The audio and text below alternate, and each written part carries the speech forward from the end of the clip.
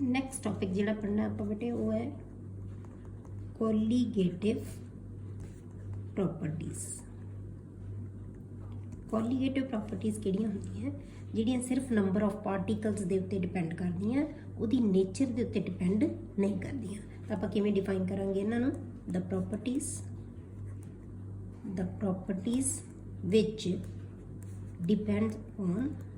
which depends upon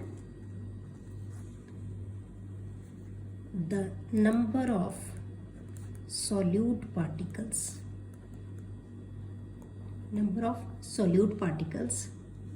irrespective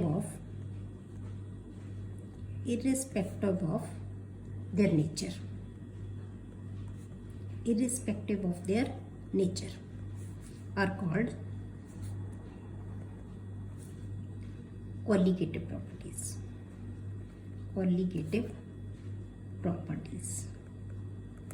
clear हो गया बेटे? आप पढ़िया सी कि जे आप किसी वोलाटाइल सल्यूट दे विच सॉल्वेंट विच जे आप कोई non volatile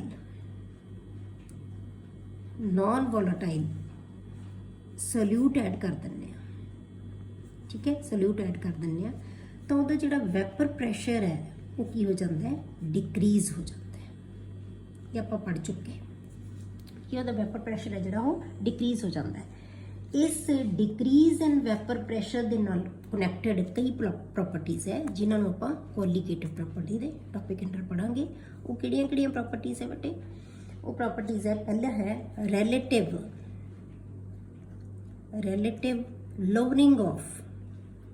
relative lowering of vapor pressure, ठीक है। दूसरी जी प्रॉपर्टी है वो है elevation of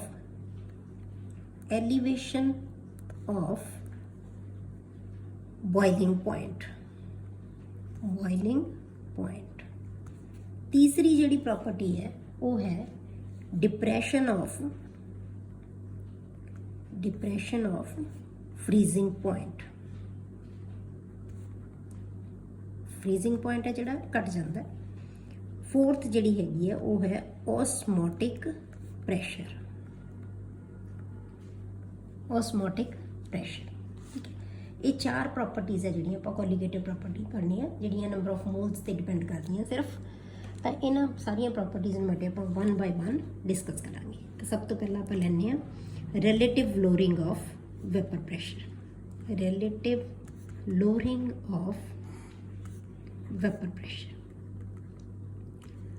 ठीक है। ये प्रॉपर्टी आप पहला पढ़ांगे। आप की कहने बेटे कि जिहड़ा वैपर प्रैशर है सॉल्वेंट का, vapour pressure of solvent is, आप कहने वैपर प्रैशर ऑफ सॉल्वेंट, जिहड़ा सॉल्वेंट का वैपर प्रैशर होएगा in the solution is less than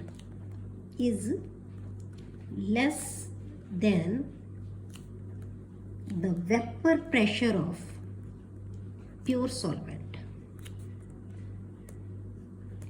किसी सोल्यूशन दे विच सॉल्वेंट का जिहड़ा वैपर प्रैशर, क्योंकि आपां वोलाटाइल जिहड़ा सोल्यूट ऐड किया वो की है? नॉन वोलाटाइल है, ठीक है, नॉन वोलाटाइल ऐड किया होया। इसदा मतलब की है कि सोल्यूशन दे विच भी जिहड़ा वैपर प्रैशर होएगा किहदे करके होएगा? सिर्फ सॉल्वेंट करके होएगा। तो जिहड़ा सॉल्वेंट का वैपर प्रैशर सोल्यूशन दे विच होएगा ਉਹ ਜੇ ਆਪਾਂ ਕੱਲੇ ਪਿਓਰ ਸੋਲਵੈਂਟ ਦਾ ਵੈਪਰ ਪ੍ਰੈਸ਼ਰ ਲਵਾਂਗੇ ਉਹਦੇ ਨਾਲੋਂ ਹਮੇਸ਼ਾ ਕੀ ਹੋਏਗਾ? ਘੱਟ ਹੋਏਗਾ, ਉਹਦੇ ਨਾਲੋਂ ਹਮੇਸ਼ਾ ਲੈਸ ਹੋਏਗਾ, ਠੀਕ ਹੈ। ਤਾਂ ਆਪਾਂ ਜਿਹੜਾ ਰੋਡਸ ਲਾ ਪੜਿਆ ਸੀ, ਰੋਡਸ ਲਾ ਦੇ ਅਕੋਰਡਿੰਗ ਆਪਾਂ ਕੀ ਕਿਹਾ ਸੀ ਕਿ ਜਿਹੜੀ ਇਹ ਡਿਕਰੀਜ਼ ਇਨ ਵੈਪਰ ਪ੍ਰੈਸ਼ਰ ਹੈ, डिक्रीज इन वैपर प्रैशर जी आप पढ़ी है अकॉर्डिंग टू रॉड्स लॉ। आप की कहने हैं कि जो डिक्रीज इन वैपर प्रैशर है जी वो किदे ते डिपेंड करती है बेटे? सिर्फ कंसनट्रेशन ऑफ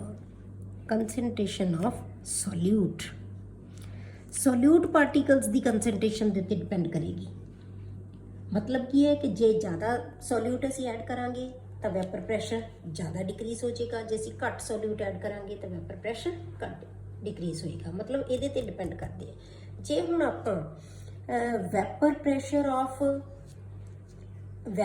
ऑफ सोल्यूशन जिन्हों आपां पी ए मान लो, सॉल्वेंट का ही है P A, vapour pressure of pure solvent and mole fraction of the solute, जे इन्हां दे विच रिलेशनशिप लेना होवे, ठीक है, तो रिलेशनशिप की आउंदा है अकॉर्डिंग टू रॉड्स लॉ, आपां की लैंदे आ P A is equal to P A not into X A. जे आपां इहदी लैंड आपां जे सिर्फ आपां इहदी लईए मोल फ्रैक्शन भी आपां सॉल्वेंट दी लईए तो आपां अकॉर्डिंग टू रॉड्स लॉ आपां ये रिलेशनशिप दिंदे आ, ठीक है, यही रिलेशनशिप आपां लैंदे आ। पर जे बेटे आपां लोअरिंग ऑफ वैपर प्रैशर लैनी होवे, जे आपां लईए lowering of vapour pressure, lowering of vapour pressure वो किहदे बराबर आएगी बेटे, किते उन्होंने पर कादे नाल रिप्रेजेंट करते हैं, डेल्टा पी नाल, ठीक है। लोअरिंग ऑफ वैपर प्रैशर किसी भी चीज़ के लोअरिंग कादे नाल रिप्रेजेंट करते हैं, पर डेल्टा दे नाल, प्रैशर च है तो डेल्टा पी आ जाएगा, तो delta P is equal to delta P किहदे बराबर आएगा बेटे, ज़्यादा प्रैशर किहदा है, प्योर सॉल्वेंट का, घट प्रैशर किहदा है, सोल्यूशन का, तो की आएगा P A not minus P ए, ठीक है। हुण आपां इत्थे पी ए की वैल्यू पुट कर दिंदे आं, आपां पिछे रॉड्स लॉ की लिखी सी पी ए की वैल्यू आपां हुणे कड्ढी, की लिखिया सी आपां P A not into X A, यही आपां लिखिया होया, इत्थे इहदी वैल्यू आपां पुट कर दिंदे आं, तां की आ जाएगा delta P is equal to P A not minus P A not into X A, clear. हुण पी ए नॉट है कि कॉमन है, तो डेल्टा पी किहदे बराबर आ जाएगा, पी ए नॉट नूं आपां कॉमन कढ लिया, तो की आ गया वन माइनस एक्स ए, ठीक है, तो किहदे बराबर आ गया वन माइनस एक्स ए। तो सानू पता है कि वन माइनस एक्स ए नूं आपां की लिख सकते हैं बेटे, एक्स बी, कि वन दे विचों जे आपां एक कंपोनेंट की मोल फ्रैक्शन घटा दईए तो की आ जाता है दूसरे कंपोनेंट की मोल फ्रैक्शन, क्योंकि दोनों की मोल फ्रैक्शन का सम है जिहड़ा वो की हुंदा है हमेशा वन हुंदा है, ठीक है। तो आपां इत्थे इनू पुट कर सकते हैं, तो delta P is equal to P A not into की आ जाएगा एक्स बी। इसका मतलब की होया बेटे कि जिहड़ा चेंज इन प्रैशर है, ठीक है, जिन्नी डिक्रीज होएगी प्रैशर दे विच वो किहदे ते डिपेंड करेगी, मोल फ्रैक्शन ऑफ सॉल्यूट, ठीक है। इनू आपां की कहने आ lowering of vapour pressure, this is lowering of vapour pressure, clear हो गया। हुण जे आपां इनू इस पासे लै जाइए, इनू रेशो लै लीए दोनों की, delta P upon P A not is equal to की आएगा एक्स बी। इनू आपां की कहांगे बेटे, इस एक्सप्रैशन नूं आपां की कहांगे, relative lowering of vapour pressure, relative lowering of vapour pressure, ठीक है। तो इसका मतलब relative lowering of vapour pressure जो आप डिफाइन करना हो तो की होएगा, ratio of decrease in pressure to the pressure of the pure component, pure solvent, ठीक है। इनू आप की कहांगे relative lowering of vapour pressure. जे आप जिन्नी प्रैशर दे विच डिक्रीज हुई है उसकी रेशो किहदे नाल लै लीए, प्योर सॉल्वेंट के वैपर प्रैशर नाल, तो उन्होंने आप की कहांगे एक्स पी। तो डेल्टा पी नूं आपां किवें लिख सकते हैं, इदां लिख सकते हैं, तो आपां की लिखांगे P A not minus P A upon P A not is equal to X B. इस फार्मूले नूं तुसीं याद रखना बेटे, ये फार्मूला आपां जदों न्यूमेरिकल्स करांगे तो तुसीं उदों यही फार्मूला लिखांगे, ठीक है। हरेक कोलीगेटिव प्रॉपर्टी वास्ते बेटे एक तो तीन चीज़ां तुसीं हरेक प्रॉपर्टीज़ च पढ़नी है, एक तो उहदी डेरिवेशन कोलीगेटिव प्रॉपर्टी, दूसरा तुसीं करना है कि prove that this is a colligative property, उन्होंने प्रूव करना है। तीसरी चीज़ की है बेटे कि हरेक कोलीगेटिव प्रॉपर्टी तो आपां जिहड़ा सॉल्यूट है उहदा मॉलिकुलर मास है जिहड़ा वो कैलकुलेट कर सकते हैं, ठीक है। ध्यान रखना कि तीन चीज़ां जिहड़ियां हैगियां वो आपां ध्यान रखांगे कि ये हरेक प्रॉपर्टीज़ दे विच आपां उन्हां नूं स्टडी करांगे, क्लीयर हो गया। हुण इहनूं आपां कहांगे कि proof that this is a colligative property, पहली चीज़ तो आपां डेरिवेशन कर ली, फिर आपां कहना है कि proof that this is a colligative property. तो इहनूं आपां प्रूफ किवें करांगे बेटे क्योंकि ये एक्स बी थे, एक्स बी की चीज़ है कॉन्सेंट्रेशन, कॉन्सेंट्रेशन टर्म ही है, इनू की कहने असी मोल फ्रैक्शन। मोल फ्रैक्शन की है बटे कंसनट्रेशन टर्म। तो ये सिर्फ नंबर ऑफ एक्स बी की होंगे number of moles of the solute divided by total number of moles, उन्होंने असी मोल फ्रैक्शन कहने। तो किदे ते डिपेंड कर रही है, depends only upon number of moles of या नंबर ऑफ पार्टिकल्स कह लो, number of moles of solute के उत्ते डिपेंड कर रही है ये। इस करके इनू आपां की कहने आ, this is a colligative property. Clear हो गया।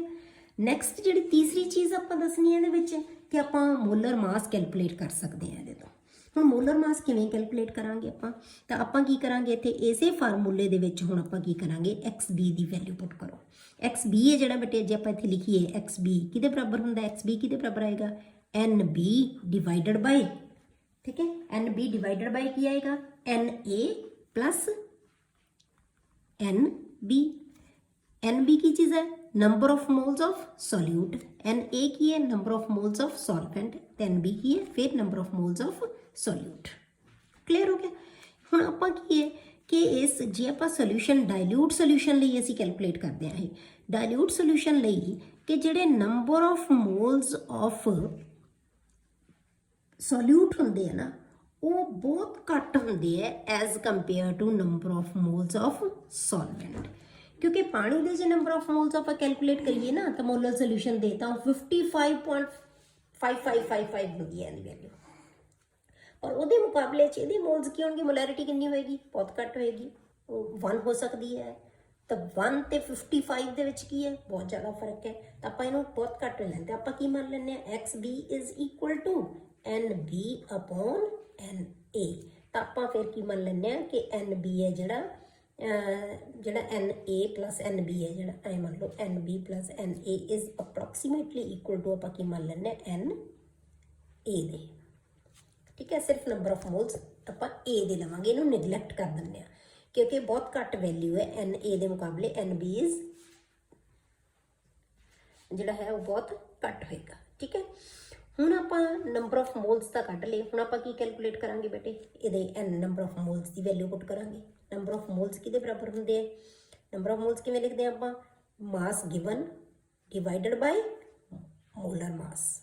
तो ये नंबर ऑफ मोल्स की वैल्यू आ गई एन बी की वैल्यू आ गई है डिवाइडेड बाय एन ए की वैल्यू की आएगी फिर नंबर ऑफ मोल्स किवें कढ़ांगे मास गिवन तो W A divided by molar mass का की आएगा एम ए। तेनों आप उल्टा लाँगे तो की बन जाएगा W B upon M B into M जोड़ा ए ऊपर चला जाएगा M A upon W A, ये वैल्यू आ जाएगी। हूँ ये वैल्यू कि आ गई बेटे जी आप कैलकुलेट की एक्स बी की, तो एक्स बी की इतने वैल्यू पुट कर देंगे आप, तो साढ़े को की आ जाना है P A not minus P A upon P A not is equal to कितने बराबर आ जाएगा, ये वैल्यू आप लिख देंगे दी, ठीक है। एक्स बी की वैल्यू पुट कर दो इतने तो की आएगा W B into M A upon तो की आ जाना है W M B sorry into W A, ठीक है। ये फार्मूला थोड़े को आ जाएगा। इतों तुसी जे थोनों हुण सारी टर्म्स पता होनी चाहिए। डबल्यू बी की चीज़ है, डबल्यू बी की चीज़ है मास ऑफ सॉल्यूट, आप इतने लिख दें, ठीक है। W B is mass of solute, ठीक है।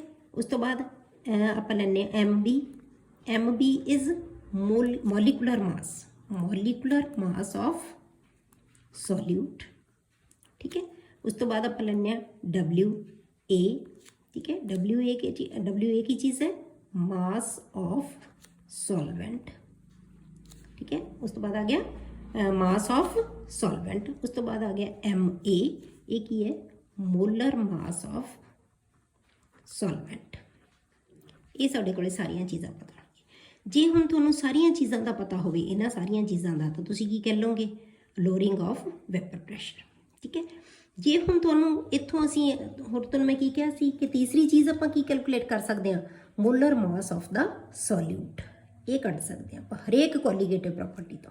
जे तुहानूं सॉल्यूट का पता ना होवे कि मास कितना मोलर मास कितना है, तो असीं मोलर मास इत्थों कैलकुलेट कर सकते हैं। तो एम बी की वैल्यू कितनी आ जाएगी बेटे इत्थों, जे आप एम बी लाइए तो M B is equal to किहदे बराबर आ जाएगी वैल्यू, इत्थे ला जाएंगे नीचे आ जाएगी, लिक्विड प्रॉपर्टी है जी की आ जाएगी नीचे आ जाएगी, relative lowering in vapour pressure नीचे आ जाएगा। तो आप की लिखांगे W B into M A upon तो क्या आएगा P A not minus P A upon P A not. ठीक है, ये पूरी property into W A.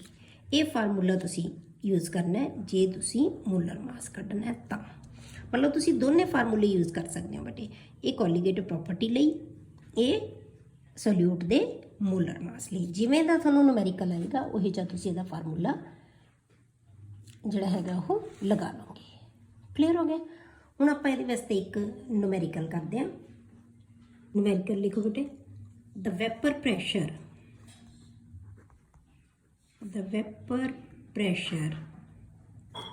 of pure benzene at a certain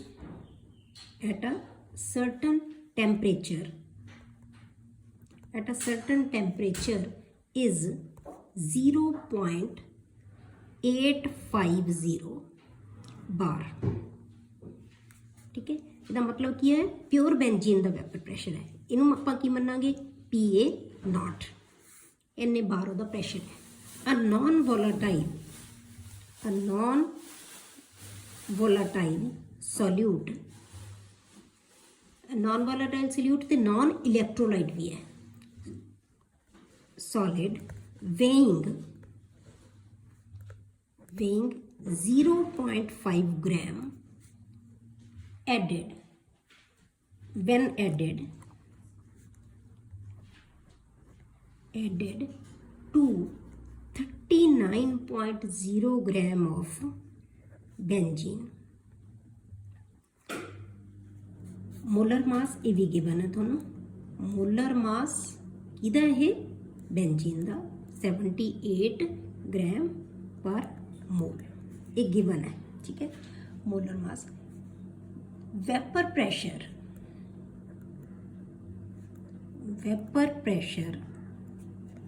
of the solution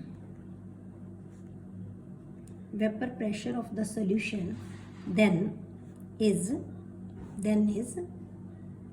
0.845 बार। ठीक है, what is the molar mass of the solid substance। तुसी की करना है बेटे, सॉलिड सबसटेंस का मोलर मास है जिहड़ा कैलकुलेट करना है। ठीक है, किवें किहड़ा फार्मूला लगावांगे ਆਪਾਂ बेटे, जिहड़ा फार्मूला आप मोलर मास लिए हुणे कैलकुलेट किया सी तो आप सीधा यही फार्मूला लगावांगे। क्लियर हो गया, यही फार्मूला आप लगावांगे मोलर मास का। ठीक है, तो मोलर मास का फार्मूला की आएगा M B is equal to, तो आप लिखांगे M B is equal to तो कि बराबर आ जाने W B into M A upon P A not minus P A upon P A not. ठीक है, पूरी वैल्यू कैलकुलेट करांगे, या तुसी इत्थे मल्टीप्लाई ऊपर कर लोगे, पी ए नॉट ऊपर आ जाएगा, P A not minus P ए नीचे आ जाएगा, जो मर्जी लिख सकते हो, मल्टीप्लाइड बाय डबल्यू ए। हुण सारियां चीज़ां देखो तुसीं की चीज़ तुहानूं गिवन है। क्लीयर हो गया। हुण आपां नूं की चीज़ गिवन है, इत्थों आपां देखते हैं। सब तो पहला vapour pressure of pure benzene है, प्योर बेंजीन का वेपर प्रैशर मतलब की है P A not is given. P A not कितना है, ये दिता हुआ है 0.850, इन्ने बार प्रैशर दिता है प्योर बेंजीन का। उस तो बाद आ गया तुहाडे कोले non volatile solute weighing this, इसका मतलब नॉन वोलाटाइल सोल्यूट का वेट दिता हुआ, मास दिता हुआ, इसका मतलब की दिता हुआ थोनों डबल्यू बी। तो डबल्यू बी आ गया तुहाडे कोले, डबल्यू बी कितना है 0.5 ग्राम। उस तो बाद added to 39 gram of benzene, इसका मतलब की हो गया डबल्यू ए देता, सॉल्वेंट का भी मास देता, मास गिवन कितना है 39.0 ग्राम। ठीक है, ये भी गिवन है। उस तो बाद की आ गया तुहाडे कोले मोलर मास, ਇਹਦਾ ਮਤਲਬ ਕੀ ਹੈ MA ਵੀ ਦਿੱਤਾ ਹੋਇਆ ਹੈ, ਮੋਲਰ ਮਾਸ ਵੀ ਦਿੱਤਾ ਹੋਇਆ ਹੈ, ਕਿੰਨਾ 78 ਗ੍ਰਾਮ ਪਰ ਮੋਲ, ਇਹ ਵੀ ਗਿਵਨ ਹੈ। ਉਸ ਤੋਂ ਬਾਅਦ ਵੈਪਰ ਪ੍ਰੈਸ਼ਰ ਆਫ ਦਾ ਸੋਲਿਊਸ਼ਨ ਦੈਨ ਇਜ਼, ਇਹਦਾ ਮਤਲਬ ਵੈਪਰ ਪ੍ਰੈਸ਼ਰ ਆਫ ਸੋਲਿਊਸ਼ਨ ਕੀ ਹੋ ਗਿਆ PA, ਇਹ ਵੀ ਗਿਵਨ ਹੈ। PA ਇਜ਼ ਕਿੰਨਾ ਹੋ ਗਿਆ 0.845 ਬਾਰ, ਇਹ ਹੈ। ਵਾਟ ਇਜ਼ ਦਾ ਮੋਲਰ ਮਾਸ, ਸਾਰੀਆਂ ਚੀਜ਼ਾਂ ਤੁਹਾਨੂੰ ਗਿਵਨ ਹੈ, ਤੁਸੀਂ ਕੀ ਕੈਲਕੂਲੇਟ ਕਰਨਾ ਹੈ ਵੈਲਿਊਜ਼ ਪੁੱਟ ਕਰਨੀਆਂ ਸਿਰਫ, ਤਾਂ ਤੁਹਾਡੇ ਕੋਲੇ ਕੀ ਆ ਜਾਣੇ MB ਦੀ ਵੈਲਿਊ ਹੈ ਜੀ। ਸਾਰੀਆਂ ਵੈਲਿਊਜ਼ ਪੁੱਟ ਕਰੋ, ਪੁੱਟ ਕਰਨ ਤੋਂ ਬਾਅਦ ਤੁਸੀਂ ਕੀ ਹੈ ਬੇਟੇ ਇਹਨੂੰ ਆਪਣੇ ਆਪ ਸਾਰੀਆਂ ਵੈਲਿਊਜ਼ ਪੁੱਟ ਕਰਨੀ ਹੈ ਤਾਂ MB ਕੱਢੋਗੇ। MB ਹੈ ਜਿਹੜਾ ਉਹ ਕਿੰਨਾ ਆ ਜਾਂਦਾ ਹੈ, ਇਹ ਵੈਲਿਊ ਕੈਲਕੂਲੇਟ ਕਰਕੇ ਆਪਾਂ ਲਿਖੀਏ ਤਾਂ ਇਹ ਤੁਹਾਡੇ ਕੋਲੇ ਆਉਂਦਾ ਹੈ इतने आप मैं वैल्यूज पुट करके दिखा दें थोड़ा एक बार WB है जोड़ा वो कितना है WB is 0.5 multiplied by MA कितना है 78 डिवाइडेड बाय इनू पूरे नू सॉल्व कर लियो तुसी आपे MA कितना है 0.850 माइनस PA कितना है 0.845 डिवाइडेड बाय 0.850 अब पूरी वैल्यू है मल्टीप्लाइड बाय WA कितना 78 इनू सारे नू जदों आपां सॉल्व करते हैं तो कितना आ जाता बेटे 170 ग्राम्स पर मोल, यानी ग्राम्स पर मोल, ठीक है ना। मोलर मास इन्ना बचा।